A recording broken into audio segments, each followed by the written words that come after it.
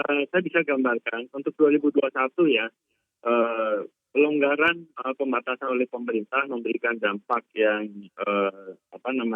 relevan kepada kinerja lalu lintas. Saya bisa gambarkan PPKM darurat kita bandingkan terhadap kinerja Lalin sebelum pandemi. Jadi Februari 2020 ya Mbak Eksis.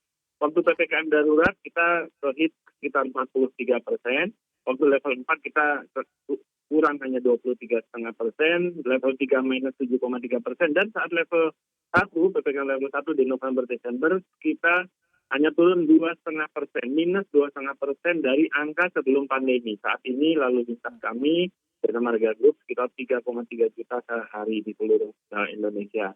Nah, ini menggambarkan bahwa sebenarnya ini pergerakan yang baik, tapi memang kami juga sudah memprediksi bahwa jalan tol itu memang merupakan salah satu industri yang sangat resilient. Tekanan pada kinerja volume lalu kita di sekitar Juni-Juli pada saat PPKM darurat, kami yakini itu karena pembatasan pergerakan oleh pemerintah, dan kami sudah memprediksi jika terjadi pelonggaran pembatasan itu kinerja lalu juga akan terdongkrak dan masyarakat mulai melakukan mobilitas kembali. Nah, saya bisa gambarkan juga masyarakat juga sekarang sudah mulai melakukan perjalanan. Angka yang tadi Mbak Eksis sampaikan itulah angka di ujung gerbang tol Cikampek Utama yang ke Trans Jawa dan gerbang tol Kalihurip Utama. Itu dua gerbang tol utama kita menuju timur. Saat ini sudah 90.000, itu sudah naik kira 20% dibandingkan Oktober kemarin. Akhir pekan, jadi pergerakan di akhir pekan juga cukup tinggi. Demikian baik. Nah, di akhir tahun nanti kan pemerintah tadinya berencana akan menerapkan PPKM level 3, tapi kemudian ditiadakan begitu ya. Kira-kira akan ada peningkatan seberapa signifikan sih Pak lalu lintas di Jalan Tol Jasa Marga? Perkiraan kami kalau misalnya year on year dibandingkan dengan Desember 2020, sekitar 11% peningkatannya.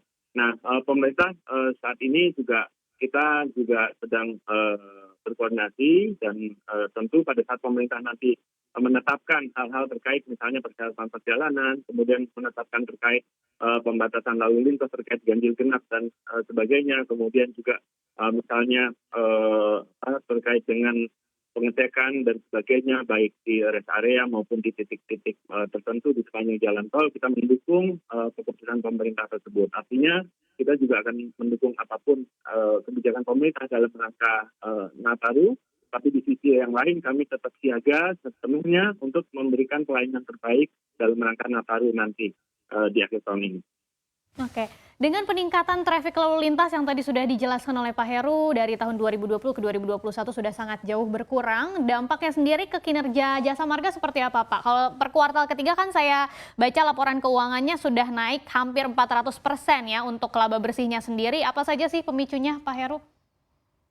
Ya, yang pertama tentu pemicunya adalah beroperasinya ruas jalan tol baru kami yang selesai kami bangun. Jadi jalan tol baru ini merupakan dengan selesai mereka ini merupakan tambahan mesin produksi bagi Jasa Marga yang terus mengenerate revenue bagi Jasa Marga. Di tahun 2021 ini saja kami sudah menambah pengoperasian jalan tol baru 55 km, dan di akhir tahun ini kami akan menambah Manado Bitung itu sekitar 13 km.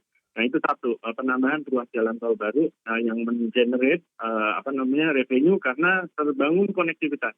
Kemudian yang kedua tadi ya, pelonggaran pembatasan perjalanan oleh pemerintah yang juga berdampak pada peningkatan revenue kita di top line-nya untuk pendapatan tol.